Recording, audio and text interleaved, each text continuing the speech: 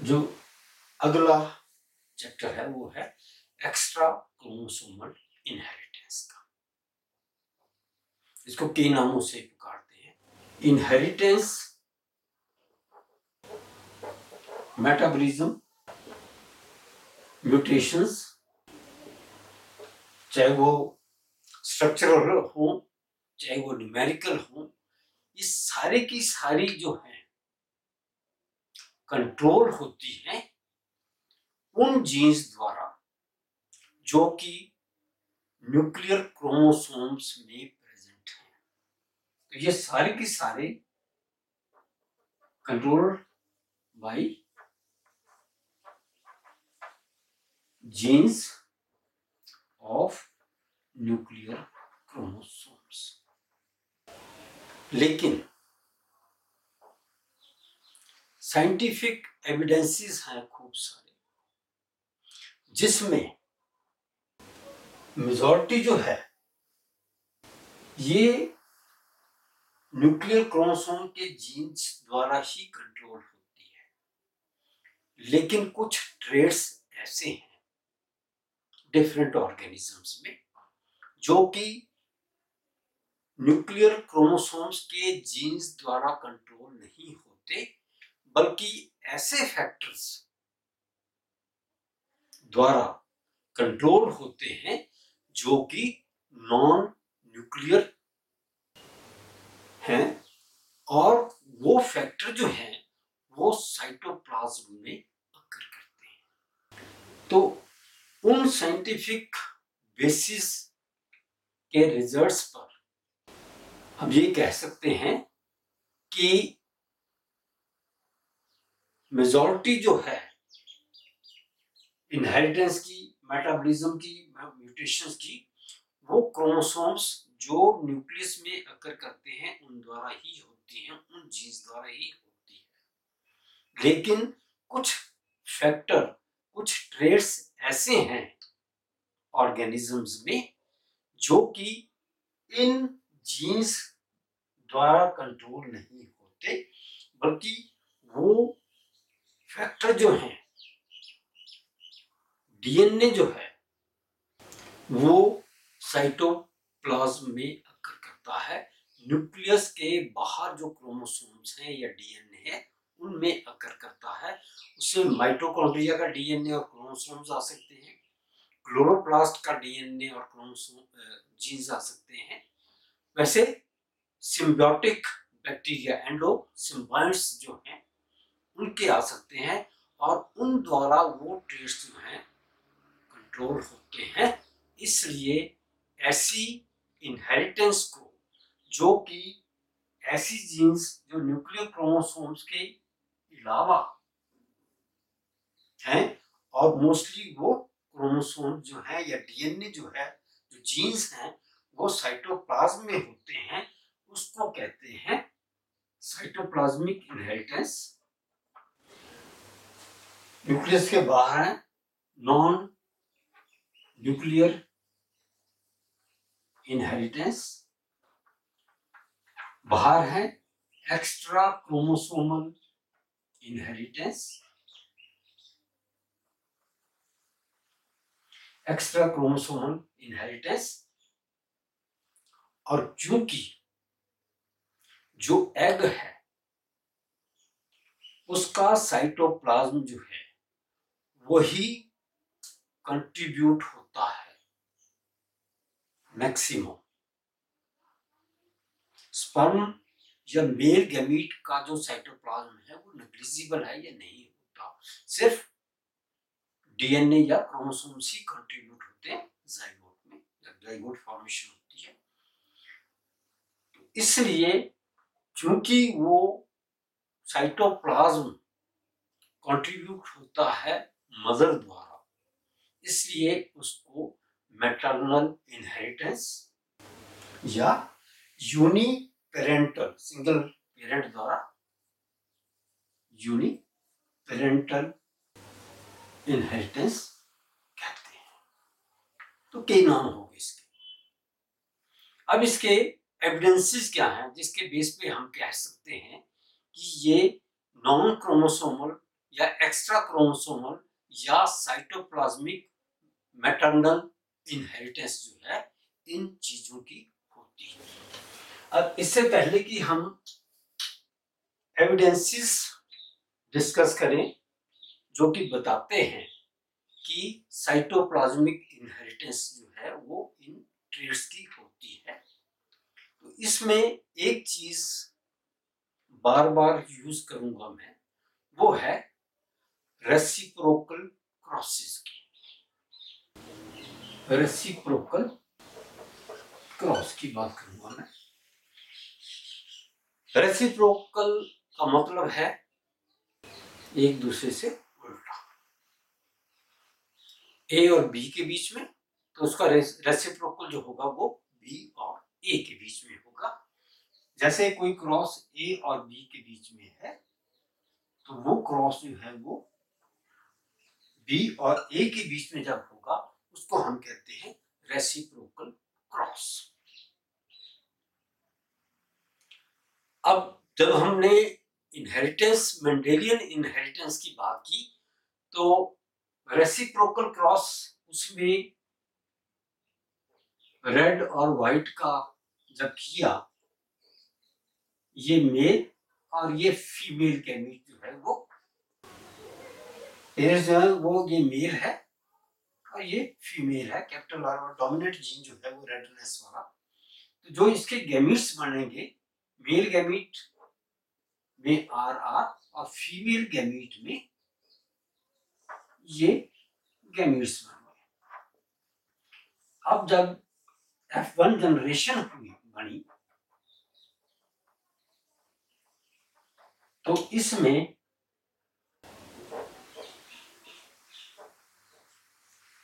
Are are, तो ये all red. दूसरा क्रॉस जो है उसको हम कहेंगे रेसिप्रोकल क्रॉस। क्या होगा रेसिप्रोकल क्रॉस में? क्या किया कि ये जो डोमिनेंट वाला था ये फीमेल कंट्रीब्यूट करेगा और जो रिसेसिव है वो मेल कंट्रीब्यूट करेगा। तो फीमेल जो है वो डोमिनेंट कैरेक्टर करेगी और जो मेल है वो रिसेसिव कैरेक्टर जो है वो करेगा, कंट्रीब्यूट करेगा, क्योंकि ए और बी मेल ने डोमिनेट किया, फीमेल ने रिसेसिव किया। अब फीमेल जो है वो डोमिनेट करेगी और मेल जो है वो रिसेसिव करेगा। तो इसके ये जो गैमीट बने,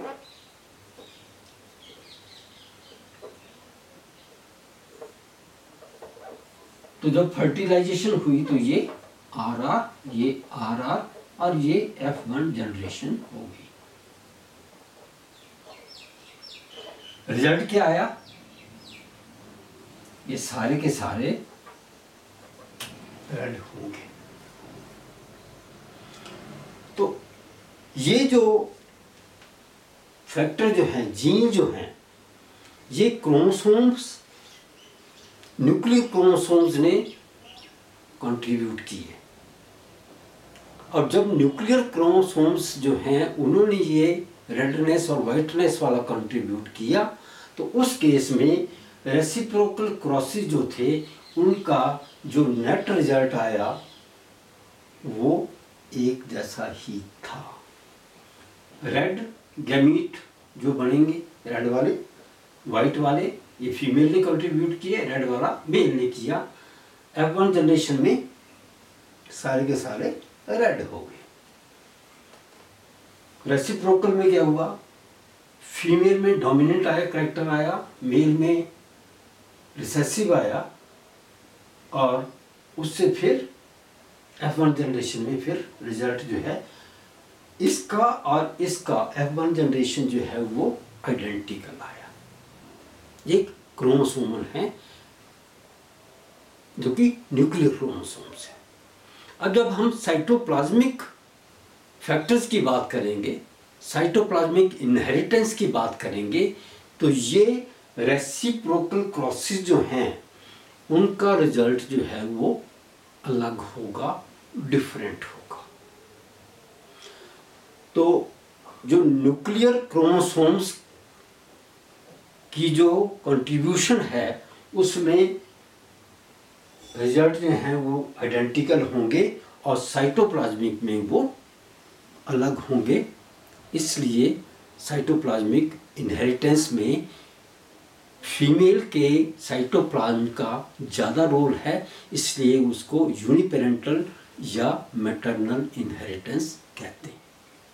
साइटोप्लाज्मिक इनहेरिटेंस के एविडेंसेस जो हैं वो हैं, क्योंकि जो फीमेल गैमीट है वो सारे का सारा या मैक्सिमम साइटोप्लाज्म कंट्रीब्यूट करता है और मेल गैमीट स्पर्म या पोलन सिर्फ न्यूक्लियस ही कंट्रीब्यूट करता है जाइगोट फॉर्मेशन में।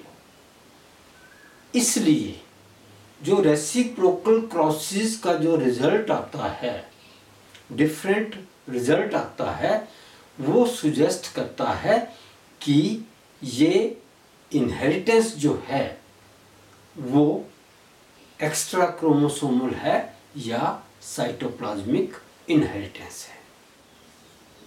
एग्जाम्पल है इसकी शेल कॉइलिंग इन लिमनिया, fresh water Sanel.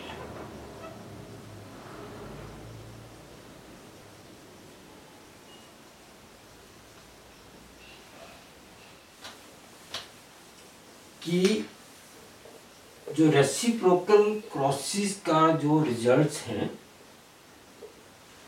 Reciprocal cross के जो रिजल्ट्स हैं जो कि सेक्स लिंकेज द्वारा एक्सप्लेन नहीं होते,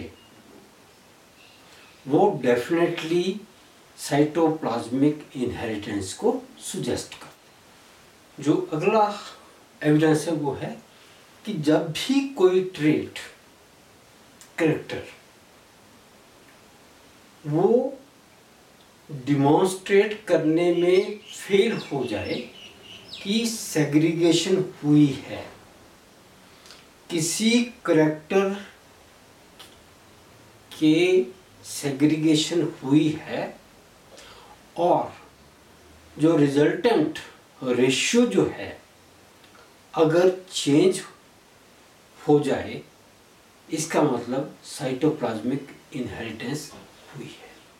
तो इसमें whenever a trait fails to demonstrate the segregation, तो जब भी कोई ट्रेट सेग्रीगेशन पैटर्न शो करने में फेल हो जाए और जो टिपिकल रेशियो जो है, रिजल्टिंग रेशियो प्रोजनी का, वो भी ना आए, इसका मतलब ये नॉन न्यूक्लियर क्रोमोसोमल इनहेरिटेंस यानी कि साइटोप्लाज्मिक इनहेरिटेंस है। एंड रेशियो, ये जो साइटोप्लाज्मिक इनहेरिटेंस होगी ये बेस होगी किस चीज पे? साइटोप्लाज्मिक इनहेरिटेंस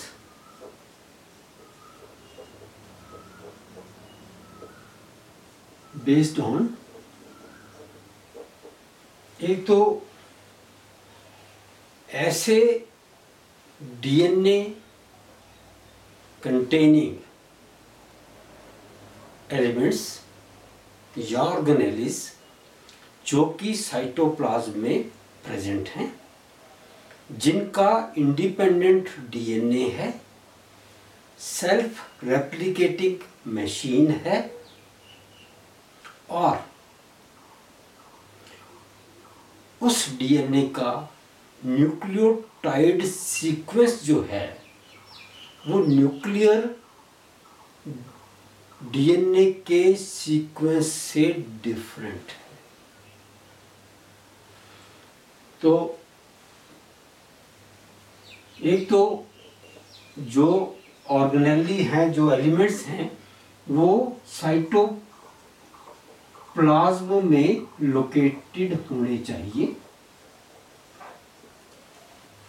दूसरे, उनका जो डीएनए है वो सेल्फ रेप्लिकेटिंग होना चाहिए, इंडिपेंडेंट ऑफ न्यूक्लियर डीएनए। तीसरा, न्यूक्लियोटाइड सीक्वेंस जो है इस डीएनए का, ये डिफरेंट होगा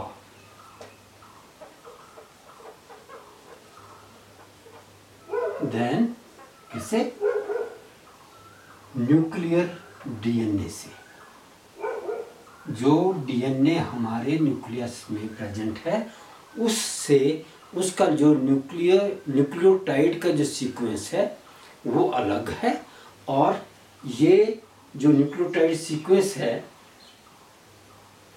साइटोप्लाज्म में लोकेटेड ऑर्गेनेल्स का या एलिमेंट्स का, वो अलग होगा। तो स्मॉलेस्ट सिंगल यूनिट जो कि साइटोप्लाज्म में प्रेजेंट है और इनहेरिटेबल है, उस यूनिट को हम कहते हैं प्लाज्मा जीन। तो स्मॉल डीएनए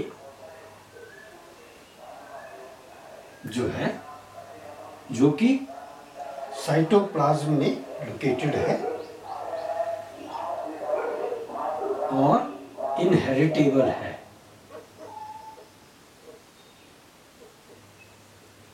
उसको हम कहते हैं प्लाज्मा जीन।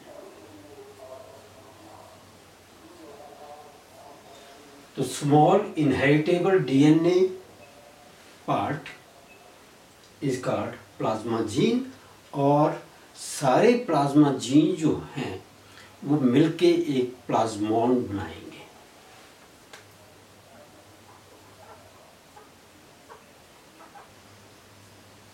तो ये तो हो गया एविडेंसेस के बाद। अब हम बात करेंगे दो तरह के इनहेरिटेंस की, जो कि साइटोप्लाज्मिक इनहेरिटेंस की एग्जांपल्स हैं। एक तो माइटोकॉन्ड्रिया की और एक क्लोरोप्लास्ट की। तो सबसे पहले हम माइटोकॉन्ड्रियल डीएनए की बात करेंगे, माइटोकॉन्ड्रिया की बात करेंगे, उसकी इनहेरिटेंस देखेंगे, और उसके बाद हम क्लोरोप्लास्ट की लेंगे और साथ साथ में और एग्जांपल्स लेंगे जो शो करेंगी कि जो मदर का साइटोप्लाज्म जो है या फीमेल गैमीट का जो साइटोप्लाज्म है उसमें जो एलिमेंट्स हैं, जो ऑर्गेनेल्स हैं, वो पर्टिकुलर ट्रेड के लिए कंट्रीब्यूट करते हैं। और जो मेल गैमीट है, क्योंकि वो साइटोप्लाज्म कंट्रीब्यूट नहीं करता, इसलिए वो करैक्टर जो हैं, जो मेल वाले हैं, वो इनहेरिट नहीं होते, और रेसिप्रोकल क्रॉसेस जो हैं वो आइडेंटिकल रिजल्ट शो नहीं करते। जो अगली एग्जांपल है नॉन क्रोमोसोमल इनहेरिटेंस की, वो है कि स्ट्रेन ऑफ न्यूरोस्पोरा। जो फंगस न्यूरोस्पोरा है, न्यूरोस्पोरा क्रेसा जो है, उसमें जो माइटोकॉन्ड्रियल म्यूटेशंस जो हैं वो फीमेल पेरेंट के थ्रू इनहेरिट होती है। और जो ये म्यूटेशंस हैं उनमें सबसे बढ़िया एग्जांपल पोकी स्ट्रेन की है। मिर्चल एंड मिर्चल ने 1952 में इसको स्टडी किया, पोकी स्ट्रेन न्यूरोस्पोरा स्पीसीज कैसा है। अब ये जो म्यूटेशन हुई, तो म्यूटेंट और जो वाइल्ड टाइप है न्यूरोस्पोरा, उनमें म्यूटेशन के कारण जो चेंजेस आती है वो हैं, एक तो जो म्यूटेंट है उसमें ग्रोथ जो है स्लो है। दूसरे, जो भी इनहेरिटेंस होती है वो मैटरनल इनहेरिटेंस है।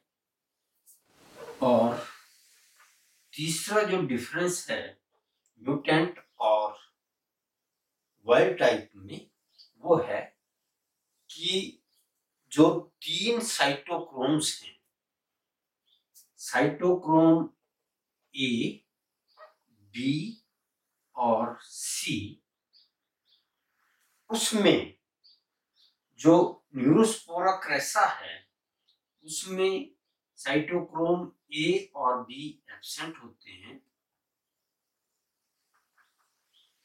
और साइटोक्रोम सी जो है वो इन एक्सेस प्रेजेंट होगा। तो साइटोक्रोम ए और बी एब्सेंट म्यूटेंट में, और साइटोक्रोम सी जो है वो एक्सेस में प्रेजेंट होगा। अब इसमें जो रेसिप्रोकल क्रॉसेस होंगे वो मैटरनल इनहेरिटेंस शो करते हैं। जो रेसिप्रोकल क्रॉसेस हैं न्यूरोस्पोरा में, वो मैटरनल इनहेरिटेंस शो करते हैं। तो जो पोकी फीमेल है और इसका वाइल्ड टाइप मेल से क्रॉस होगा तो रिजल्ट आएगा ऑल पोकी। दूसरी तरफ अगर पोकी मेल होगा और उसको वाइल्ड टाइप फीमेल के साथ क्रॉस किया जाएगा तो रिजल्ट जो होगा वो ऑल वाइल्ड टाइप होगा, क्योंकि इनहेरिटेंस जो है वो मैटरनल है। तो पहले वाले में जो मदर है, जो फीमेल है वो पोकी है, जो मेल है वो वाइल्ड टाइप है। तो मैटरनल इनहेरिटेंस के कारण जो प्रोजनी आएगी वो सारी की सारी पोकी आएगी। दूसरे केस में जिसमें फीमेल वाइल्ड टाइप है या नॉर्मल है और जो मेल है वो पोकी है, म्यूटेंट है, तो उस केस में जो प्रोजनी आएगी वो सारी की सारी वाइल्ड टाइप आएगी, क्योंकि इनहेरिटेंस जो है वो मैटरनल है, मदर के थ्रू है या फीमेल के थ्रू है। अब ये जो म्यूटेशन है ये माइटोकॉन्ड्रिया के थ्रू ही हुई है। ये जो इनहेरिटेंस ऑफ म्यूटेशन जो है ये माइटोकॉन्ड्रिया के थ्रू हुई है। इसका पता कैसे चलेगा? क्योंकि हमारे पास जो पोकी है उसमें ग्रोथ जो है वो स्लो है, मैटरनल इनहेरिटेंस है। और तीसरे जो साइटोक्रोम्स हैं, साइटोक्रोम ए और बी एब्सेंट है और सी जो है वो एक्सेस में है। तो इसका पता कैसे चलता है कि ये माइटोकॉन्ड्रिया के थ्रू जो है वो इनहेरिटेंस हुई, नॉन क्रोमोसोमल हुई और मैटरनल हुई? क्योंकि फीमेल जो है वो लीस्ट साइटोप्लाज्म कंट्रीब्यूट करता है, इसलिए मेल जो है उसका साइटोप्लाज्म जब कंट्रीब्यूट नहीं करेगा तो इनहेरिटेंस जो नॉन क्रोमोसोमल होगी वो फीमेल के थ्रू होगी।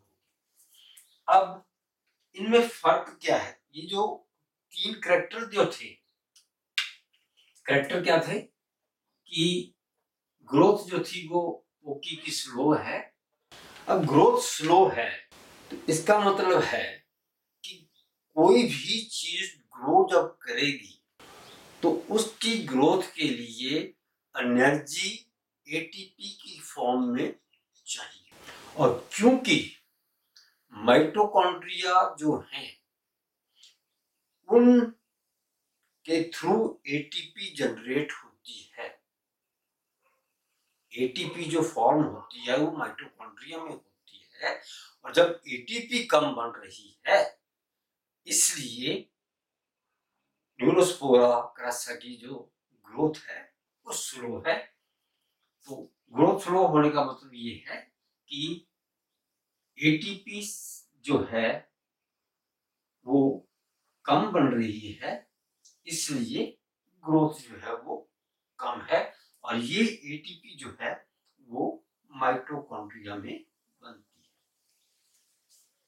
दूसरे मैटरनल इनहेरिटेंस है, उसका तो पता लग रहा है कि जब फीमेल होगी पोकी, बाई टाइप मेल होगा तो पोकी जो है वो प्रोजनी बनेगी, और जिसमें फीमेल वाइल्ड टाइप होगी और मेल जो है वो पोकी वाला होगा तो उसमें प्रोजनी जो है वो सारी की सारी वाइल्ड टाइप होगी। तो इसका मतलब ये है कि इनहेरिटेंस जो है वो फीमेल के थ्रू या मैटरनल इनहेरिटेंस है न्यूरोस्पोरा क्रेसा में। दूसरा जो कारण है मैटरनल इनहेरिटेंस, एक और कारण जो है वो है साइटोक्रोम ए और साइटोक्रोम बी जो हैं वो एब्सेंट हैं पोकी वाले में, और साइटोक्रोम सी जो है वो एक्सेस में है। और हमें पता है कि जो साइटोक्रोम चेन जो है वो माइटोकॉन्ड्रिया में प्रेजेंट होती है। तो जब साइटोक्रोम चेन नहीं होगी, साइटोक्रोम ए एब्सेंट है, बी एब्सेंट है, सिर्फ सी जो है वो एक्सेस में प्रेजेंट है, तो जब तक ए और बी नहीं होंगे तो सी का फंक्शन जो है वो रिड्यूस हो जाएगा। इसलिए इन साइटोक्रोम के एब्सेंट होने के कारण जो एटीपी सिंथेसिस जो है वो रिड्यूस्ड होगी, एटीपी रिड्यूस्ड होगी, इसलिए जो न्यूरोस्पोरा है उसकी ग्रोथ जो है वो स्लो होती है।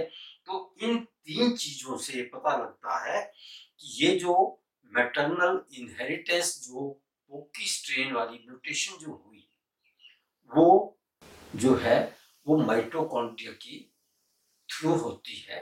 इनहेरिटेंस ये जो म्यूटेशन की है, ना कि जेनेटिक मटेरियल जो न्यूक्लियर जेनेटिक मटेरियल है उसके थ्रू होती है। एक और एग्जांपल जो है वो है पेटाइट, जो एक्स्ट्रा क्रोमोसोमल इनहेरिटेंस जो है माइटोकॉन्ड्रिया के थ्रू, उसकी दूसरी एग्जांपल है पेटाइट इन ईस्ट। एफ्रूसी ने 1953 में माइटोकॉन्ड्रियल जेनेटिक्स पे काम इनिशिएट किया, और उसके बाद खूब सारी रिसर्च जो है वो माइटोकॉन्ड्रियल डीएनए पे हुई है, और माइटोकॉन्ड्रियल डीएनए पे रिसर्च हुई, और इसमें भी पेटाइट जो है उसकी रिसर्च जो है वो ईस्ट में स्कैरोमाइसिस पे जो है वो काम हुआ, माइटोकॉन्ड्रियल डीएनए पे पेटाइट म्यूटेंट पे।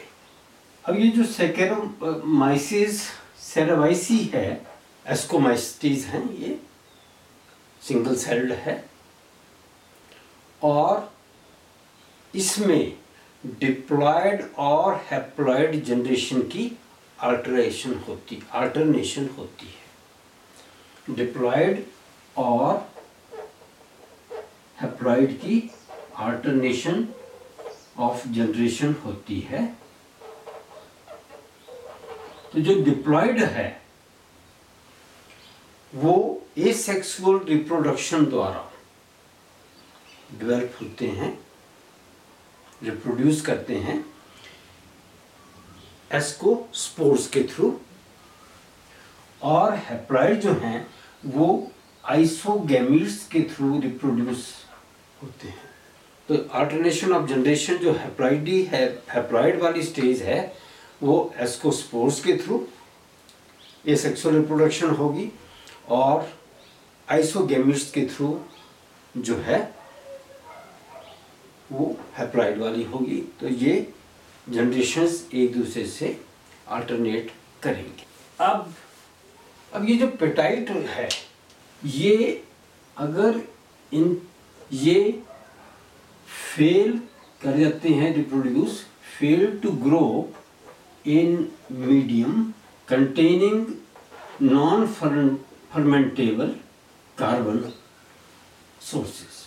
मतलब ये हुआ कि जो ईस्ट की जो ग्रोथ है वो ऐसे मीडियम में, जो पेटाइट फॉर्म जो है ऐसे मीडियम में जिसमें कि नॉन फर्मेंटेबल, जिस कार्बन सोर्स की फर्मेंटेशन नहीं होती, उसमें वो ग्रो नहीं करते। और तो ये नॉन फर्मेंटेबल कार्बन सोर्सेज हो गए ग्लिसरॉल और मिथेनॉल। तो इनमें तो ये ग्रो नहीं करते, लेकिन ऐसा कार्बन सोर्स जो फर्मेंट कर जाए, जिसमें फर्मेंटेशन हो जाए, बट ग्रो इन मीडियम, कौन सा मीडियम, जिसमें कि फर्मेंटेशन हो जाए, ऐसा कार्बन सोर्स जैसे कि ग्लूकोज है। ग्लूकोज वाले मीडियम में ये ग्रो करेगा, लेकिन जो म्यूटेंट है पेटाइट वाला जो है वो स्मॉल कॉलोनी बनाएगा। ग्रो तो करेगा लेकिन इससे स्मॉल कॉलोनीज बनेंगी। तो अगर ये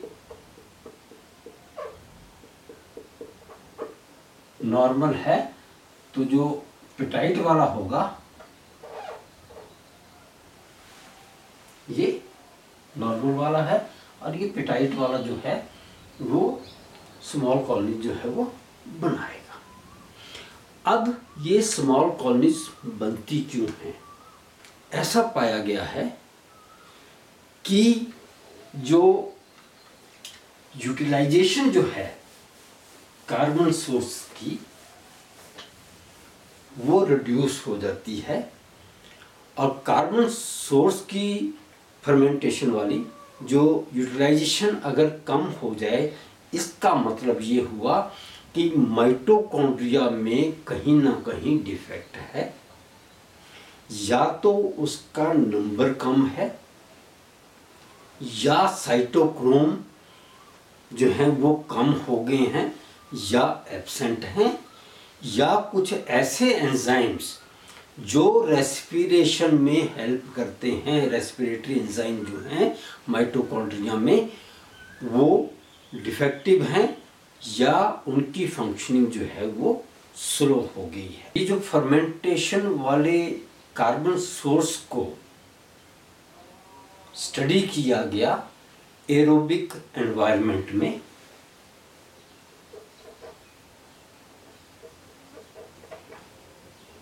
इसका मतलब ये है कि जो माइटोकॉन्ड्रिया हैं उनमें एरोबिक रेस्पिरेशन वाला पार्ट होता है, इसका मतलब वहाँ पे कोई ना कोई प्रॉब्लम आई है। तो जब म्यूटेंट को स्टडी किया गया, म्यूटेंट और वाइल्ड टाइप को स्टडी किया गया कि इसमें फर्क क्या पड़ता है। म्यूटेंट वो हुआ जिसमें पेटाइट जो है वो है, और म्यूटेंट जो वाइल्ड टाइप है वो नॉर्मल है, जो कि कार्बन सोर्स को नॉर्मली यूटिलाइज करते हैं एरोबिक एनवायरनमेंट में। और जो म्यूटेंट हैं उनको हम कहते हैं लिटल्स। तो ये जो लिटल्स हैं, ये क्योंकि एरोबिक एनवायरनमेंट में फर्मेंटेशन वाले ग्लूकोज की यूटिलाइजेशन जो है उनमें कम होती है, इसका मतलब उसके माइटोकॉन्ड्रिया में कोई प्रॉब्लम है। और ऐसा जब देखा गया, वाइल्ड टाइप और म्यूटेंट को कंपेयर किया गया, तो जो cytochrome A3, B, cytochrome A3 और B जो थे वो एब्सेंट थे म्यूटेंट में, और कुछ एंजाइम जो थे रेस्पिरेटरी एंजाइम्स, उनकी भी इनहिबिशन हो गई। दूसरे, क्योंकि एरोबिक रेस्पिरेशन जो है वो साइनाइड से इनहिबिट हो सकती है, तो जब साइनाइड मीडियम में डाला गया तो वो रेस्पिरेशन जो थी वो इनहिबिट नहीं हुई। तो म्यूटेंट जो हैं वो इनसेंसिटिव हैं to inhibitors of aerobic respiration, जैसे कि साइनाइड।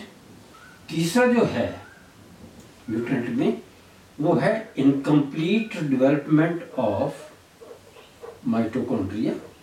और चौथा है जो केमिकल्स इन माइटोकॉन्ड्रिया को स्टेन कर सकते हैं वो इन पेटाइट माइटोकॉन्ड्रिया को स्टेन नहीं करते, नॉन स्टेनिंग ऑफ पेटाइट्स।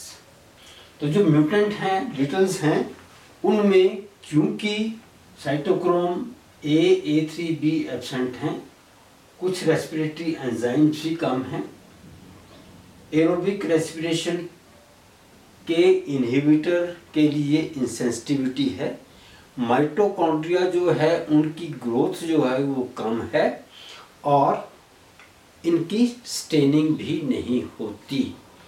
इसका मतलब ये है कि जो म्यूटेंट हैं, ये जो लिटल्स हैं, ये पेटाइट जो हैं ईस्ट में, ये सिर्फ माइटोकॉन्ड्रिया को ही इफेक्ट करते हैं, इसलिए पेटाइट फॉर्मेशन होती है।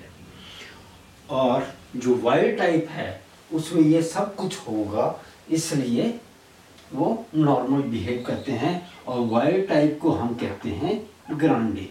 जो पेटाइट्स हैं उनको हम कहेंगे लिटल्स, और जो वाइल्ड टाइप या नॉर्मल हैं उनको हम कहते हैं ग्रांडे। अब ये जो पेटाइट्स हैं, पेटाइट म्यूटेंट्स जो हैं वो दो तरह के हैं।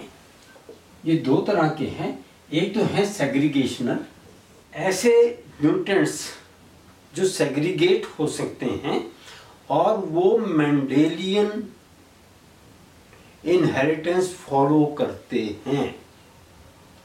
और जब वो मेंडेलियन इनहेरिटेंस फॉलो करते हैं, इसका मतलब ये है कि वो पेटाइट म्यूटेंट जो कि सेग्रीगेशनल या मेंडेलियन इनहेरिटेंस फॉलो करते हैं, उनका कंट्रोल जो है वो क्रोमोसोमल जीन्स द्वारा होता है। अब जो दूसरा टाइप है पेटाइट म्यूटेंट्स का, वो है वेजिटेटिव या नॉन सेग्रीगेशनल।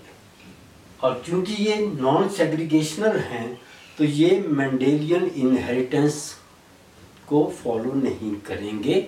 इसका मतलब ये है कि ये जो हैं पेटाइट्स म्यूटेंट जो हैं वो साइटोप्लाज्मिक हैं, और साइटोप्लाज्म में कहाँ हैं? ये माइटोकॉन्ड्रिया में। क्योंकि हमने देखा साइटोक्रोम्स एब्सेंट हैं लिटल्स में, इनहिबिशन नहीं हो रही, और नंबर जो है कम है, ग्रोथ कम है, और कुछ एंजाइम जो हैं वो भी डिफेक्टिव है माइटोकॉन्ड्रियल। रेस्पिरेटरी, एरोबिक रेस्पिरेटरी जो है एंजाइम्स हैं।